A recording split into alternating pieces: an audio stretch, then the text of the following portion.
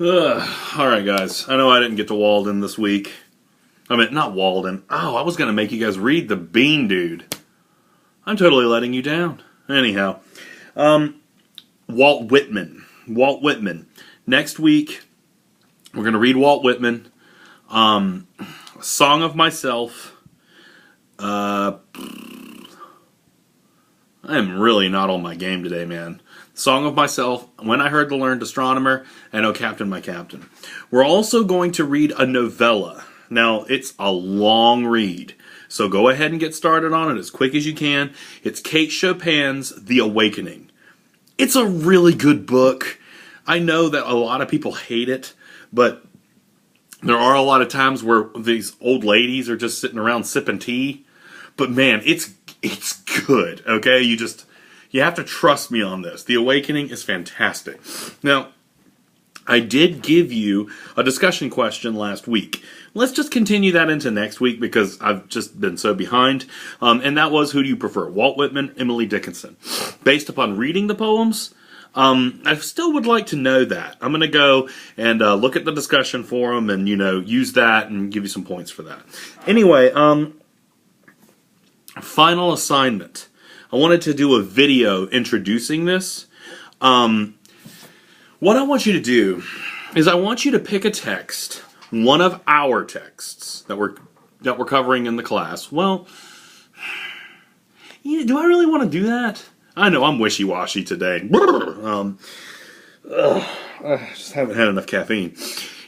Pick a text. Let's say a text, and right now I'm going to relegate it to the text that we've read in class, and I want you to apply one of the theories that I have presented to you.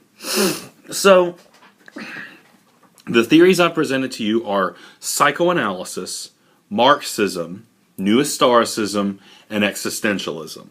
You have to pick one of those and look at something that we're reading. It could be something that we read in the future as well. But one of those, anything from off the reading list would be fine. The delicious reading list, all that stuff on there is good to go. So we don't have to have read it yet. But I want you to put yourself in the shoes of one of those theorists. And I want you to look at the piece and try to figure out what they would say about it. This is tough. All right, this is really, really tough because you're actually going to have to give me specific scenes. This is probably one of the things that literature students really struggle with at first. When we're talking about literature, we don't just talk about, the surface events of the book. You need to give me a really close reading of things that happen. Let me give you an example. From a Marxist perspective, Bartleby the Scrivener is interesting because Bartleby is a member of what I would say is an entitled class. They are lawyers, to the point that Bartleby has his nervous breakdown, right? What caused his nervous breakdown? I'm just imagining Bartleby in the law office when he's sitting isolated. And when he starts saying, I'd prefer not to, I'd prefer not to, I'd prefer not to. A Marxist might look at his behavior in those sections and really look closely at what he's saying and may attack Bartleby's privilege, may attack Bartleby's position in society that he feels as if he shouldn't have to produce, it shouldn't have to offer up effort to anything, right? So looking at his specific quotes, I'd prefer not to, I'd prefer not to. Looking at the things that he does, use that as an attack on higher elite class systems. This is what you are. You waste away, you completely lock up, and you stop contributing to society. So that's one way that you could, and theoretically, am I right about this? Am I wrong? It's debatable, and a lot of people will take issue with the things that you say about literature when you start adopting a literary theory.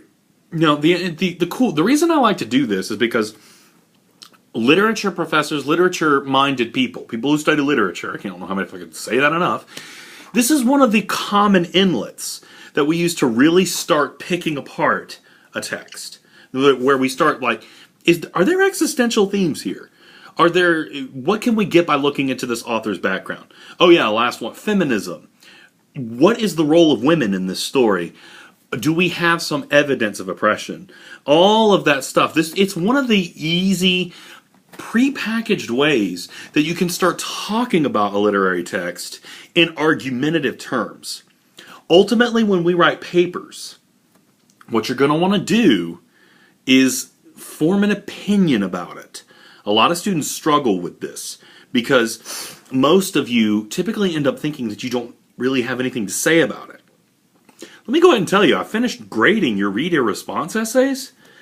Y'all had some pretty good stuff there. I mean, a lot of it was kind of silly and kind of relaxed, and that's okay. That's exactly what I wanted you to do. I graded those reader response essays very easily because I just wanted you to interact with the text. Most of what we're going to do in literature, if you went on to, like, get a graduate degree, it's predicated upon your opinion, what you think is going on in a piece, and your ability to justify that opinion and provide some evidence for it. One of the first things you're going to need to do is you're going to need to learn how to have an opinion about things. And looking for these tropes, looking for these themes, this is a good way to do that.